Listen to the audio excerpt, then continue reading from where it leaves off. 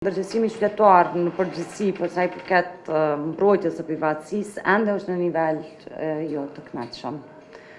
Sado që në vazhdimsi kemi bërë fushata dhe tashmë jemi dëshmitar gjithë që bashkëpunimi i ngushtë i agjencisë me shoqërinë civile për t'i qu përpara dhe për të shkuar në vesh të qytetarit e drejta e mbrojtjes dhënave ka qenë i vazhdueshëm. Përsëri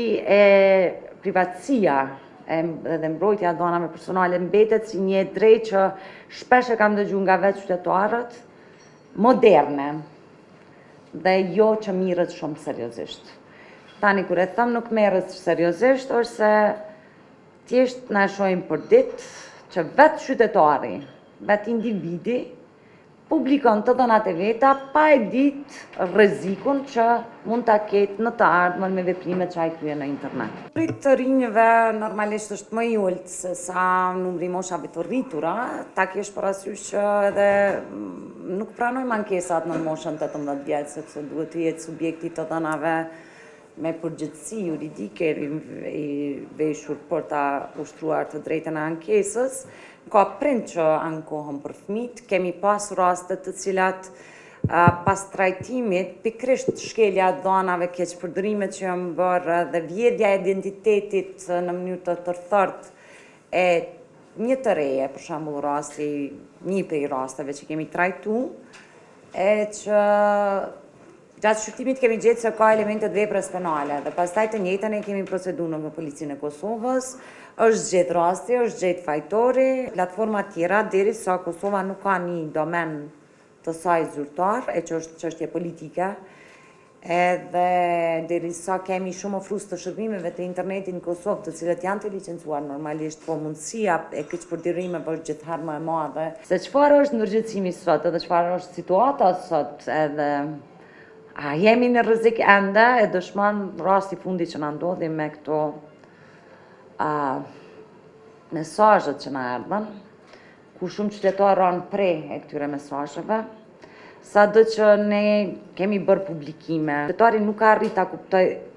as të drejtën e vet të privatësisë, e lë më rrezikun që mund ta ketë secili individ kur të dhënat e tij mund të keqpërdoren dhe si keqpërdoren ato dhe çfarë pasoja mund të ketë ky keqpërdorim.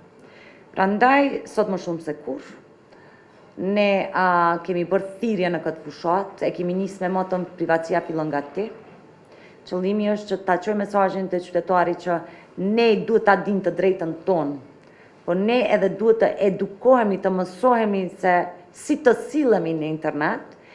e pastaj dhe çka është shumë e rëndësishme edhe çka është ajo që na prek të gjithë është si ta mbrojmë fëmijën tonë. Nuk kam asgjë kundër në kuptimin e publikimit të informatave, emrave të atyre që lidhen me deputetët që akuzohen, pra që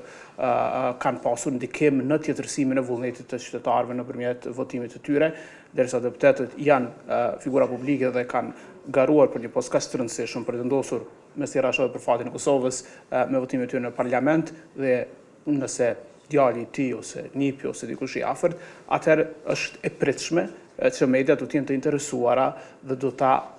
vënë interesin publik në këtë rast para ruajtjes së privatësisë së familjarëve, le të themi, të deputetit. Përndryshe, natyrisht në shumicën e rasteve besoj që duhet të triumfoj ideja e ruajtjes së privatësisë së njerëzve, ajo që ka të bëjë me pritjen e vendimeve të gjykatës para se dikush pra të ekspozohet në mënyrë të tillë në publik. Shqetësimi kryesor gjithmonë lidhet me ekspozimin e fëmijëve, ndonjëherë bëhet në mënyrë të pavetëdijshme, të pakujdesshme, ndonjëherë ekspozimi i fëmijëve bëhet edhe në përpjekje për të ndihmuar, për një kauzë më të mirë, por gjithmonë është e rëndësishme që të merret konsenti ose pëlqimi, faleminderit, i prindërve ose i kujdestarit.